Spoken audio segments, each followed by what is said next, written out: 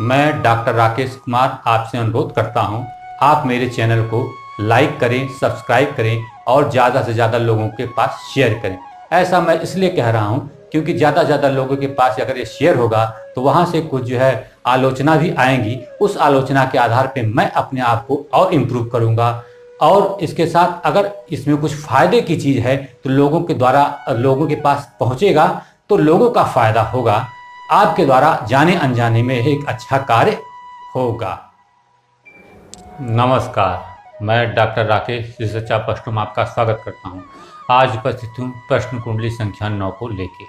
आज का प्रश्न है, स्थान परिवर्तन कैसा रहेगा मेरे लिए। हम एक स्थान से दूसरे स्थान जाना चाहते हैं, अपना घर किराए का मकान उसको बदलना चाहते हैं या अपना जो है घर ही बदलना चाहते हैं।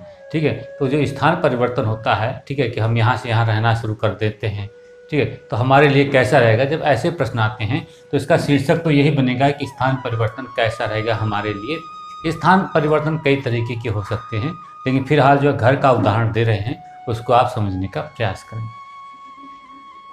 सूत्र क्या है, देखिए इसके पहले सूत्र जो निश्चित सूत्र है उसको बात हम बाद में करेंगे। इसके पहले हम बता देना चाहते हैं कि हमने कहा है कि जब भी हमको इस प्रश्न कुंडली के प्रश्न को सॉल्व करना होगा तो जहाँ से प्रश्न है और जिस समय का प्रश्न है उसका, ठीक है, उस समय का हम लग्न निकालेंगे। ठीक है, लग्न निकालेंगे, गोचर कुंडली निकालेंगे एक तरीके से। उस गोचर कुंडली में लग्न जितना बलवान होगा आपके प्रश्नों का उत्तर उतना ही सहज तरीके से मिलेगा, उतना ही पॉजिटिव मिलेगा। लग्न अगर कमजोर है उतना ही नेगेटिव मिलेगा। इसके साथ साथ हम नवमांश को भी देख लेते हैं और पहली दशा अंतशा जो आ रही है उसको भी देख लेते हैं कि दशा अंतशा में, ठीक है, पंचमेश नवमेश मतलब कि शुभ भाव या शुभ ग्रहों की दशा अंतशा चल रही है कि नहीं चल रही। अगर सब कुछ शुभ है, पाप रहित है, तो हम पॉजिटिव बात करते हैं, अन्यथा हम नेगेटिव बात कहते हैं। ठीक है, तो आइए देखते हैं कि निश्चित सूत्र क्या है।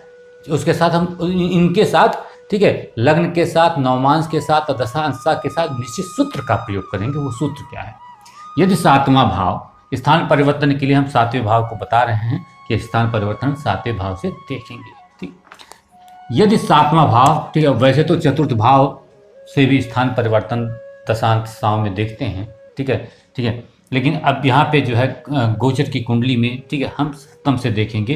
ठीक है, बताएंगे इसका रीजन क्या है आगे।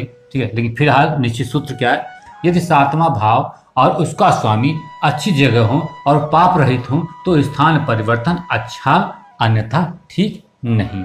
लग्न की बात अपने आप में हो गई, वह तो देखना ही देखना है। तो लग्न देख लेते हैं। लग्न सप्तम भाव में है, ठीक है, तो लग्न यहाँ पे सही है। नवमांश में इसकी स्थिति भी केंद्र त्रिकोण में हो तो बहुत अच्छा है, इसमें किसी का पाप प्रभाव भी नहीं है, तो लग्न ठीक है। अब देख लेते हैं कि सप्तम भाव, ठीक है, सप्तम भाव, सप्तम, ठीक है, सप्तम और सप्तमी, ठीक है, सातवां भाव और उसका स्वामी। तो सातवें भाव पे देखा हमने मंगल है।